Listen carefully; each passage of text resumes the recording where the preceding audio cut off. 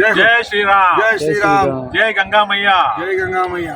We are at Triveni Sangam, where the Ganga, Yamuna and Saraswati, all three rivers meet. And there is a big festival celebration here.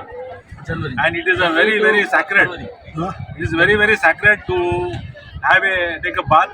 We just completed puja with the help of Pandit Ji and feeling very blessed. And here the infrastructure is very good and very nice. We request everybody Rajkumar to come here and support our Sanatan Dharma. Sanatan Dharma is very important. Jai Hind, Jai Bharat. This is the place of junction of Ganga, Yamuna, Saraswati. Triveni Sangam. We just completed the sacred bath. Feeling very nice, happy, and very religious and Astha in Sanatan Hindu Dharma. Jai Hind, Jai Bharat. Ganga Yamuna Saraswati ఈ పుణ్య నదీ తీరాన్ని మనసులో తలుచుకుంటే చాలు ఒక ఆధ్యాత్మిక పులకింత మనలో మొదలవుతుంది. అలాంటిది ఆ పవిత్ర నదుల సంగమం అనేది ఎంతటి దైవిక చర్యగా అభివర్ణించబడుతోందో మన హైందవ ధర్మంలో ప్రత్యేకించి చెప్పనవసరం లేదు. అలాంటి పవిత్ర నదుల సంగమ తీర్థ సమకాలీన ప్రక్రియను త్రివేణి సంగమమని పురాణాల ప్రకారం మనం ఒక ఉన్నతమైన స్థానాన్ని ఈ సంగమానికి ఇస్తున్నాం. కానీ ఈ 3 జీవనదులలో సరస్వతీ నది మన కళ్లకు కనిపించకుండా ఎన్నో ఏళ్ల నుండి ఒక అంతులేని కథగా మిగిలిపోయింది. అయినా కూడా ఈ త్రివేణి సంగమానికి ప్రాముఖ్యత మాత్రం అస్సలు తగ్గడం లేదు. అలా ఎందుకు జరుగుతోందో ఇప్పుడు తెలుసుకుందాం రండి. ముందుగా ఈ సంగమానికి గల ముఖ్య వ్యవస్థకున్న శాస్త్రీయ వివరణని చూద్దాం. ది సెలెస్టియల్ కాన్ఫ్లుయెన్స్ అని చెప్పుకునే ఈ ప్రక్రియ వల్ల 3 నదుల గుణాలు ఇంకా వాటి నీటి కలవడం శక్తి అంటే వాటర్ మిక్సింగ్ క్యాపబిలిటీ మెరుగుపడి ఒక కొత్త ఉత్తేజన శక్తి అంటే రీజనరేటివ్ పవర్ సృష్టించబడుతుంది. దీనిని సైన్స్ కూడా అంగీకరిస్తుంది. అలాంటి సమయంలో మనుషులు చేసే పుణ్య స్నానాల వల్ల వారి శరీరంలో ఉండే దుర్గుణాలు హరిస్తాయి. దీనినే ఆధ్యాత్మిక పరంగా పాప ప్రక్షాళన అని అంటారు. మనం జీవితంలో తెలిసి తెలియక చేసే కొన్ని తప్పుల వల్ల ఇతర జీవరాశులకు కానీ ఇతర మనుషులకు కానీ కలిగే బాధకు మన శరీరం స్పందించి మనకు కూడా ఆ బాధను తెలియచెప్పడానికి ప్రయత్నిస్తుంది అని చెప్తుంది కర్మ సిద్ధాంతం. పురాణాల సహాయం లేకుండా దీనికున్న శాస్త్రీయ విలువలను ప్రజలకు చెప్పడం అసాధ్యం కనుక దానికే పాపం పుణ్యం అనే కాన్సెప్ట్ని అనుసంధానించి వాడుకలోకి తెచ్చారని కొందరు హేతువాదులు అభిప్రాయపడతారు. కానీ మానవతా ధోరణి అనేది పురాణాల్లో లిఖిస్తే తప్ప పాటించకూడదు అని ఎక్కడా రాసిలేదని, నిజమైన హైందవ ధర్మం అంటే మానవత్వం పరిమళించేలా ప్రవర్తించడమే అని రామకృష్ణ పరమహంస లాంటి పెద్దలు ఎన్నోసార్లు బాహాటంగా తమ ఉపన్యాసాల ద్వారా ప్రజలకు తెలియచెప్పారు.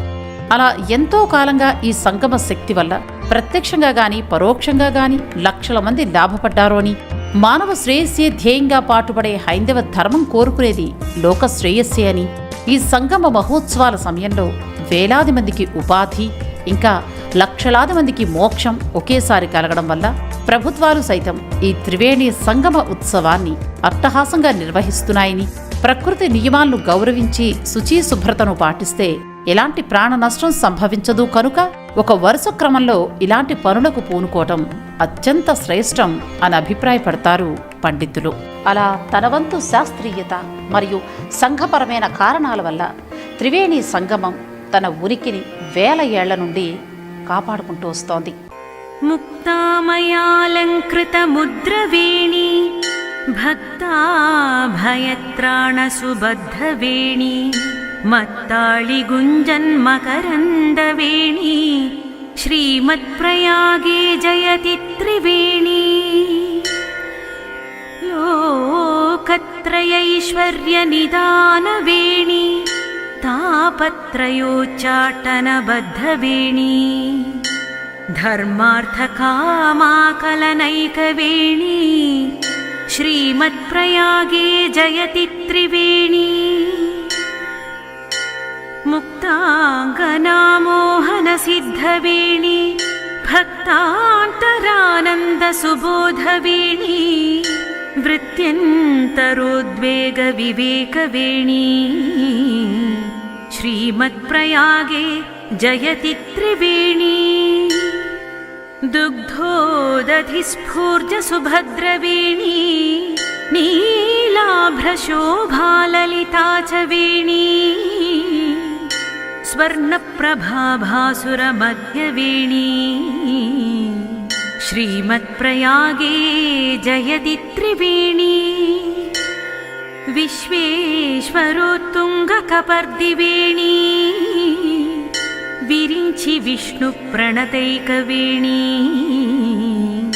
त्रयी पुराणासुरसार्धवेणी श्रीमत्प्रयागे जयति त्रिवेणी माङ्गल्यसम्पत्तिसमृद्धवेणी मात्रान्तरन्यस्तनिदानवेणी परम्परापातकहारिवेणी श्रीमत्प्रयागे जयति त्रिवेणी निमज्जन्तुन्मज्जा मनुष्यवेणी त्रयोदयो भाग्यविवेकवेणी विमुक्तजन्मा विभवैकवेणी श्रीमत्प्रयागे जयति त्रिवेणी सौन्दर्यवेणी सुरसार्धवेणी माधुर्यवेणी महनीयवेणी रत्नैकवेणी रमणीयवेणी श्रीमत्प्रयागे जयति त्रिवेणी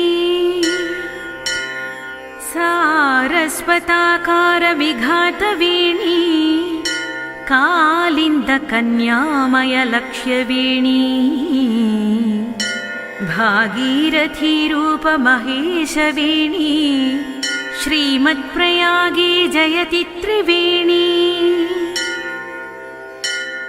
श्रीमद्भवानी भुवनैकवेणी लक्ष्मी सरस्वत्यभिमानवेणी माता त्रिवेणी त्रयीरत्नवेणी श्रीमत्प्रयागे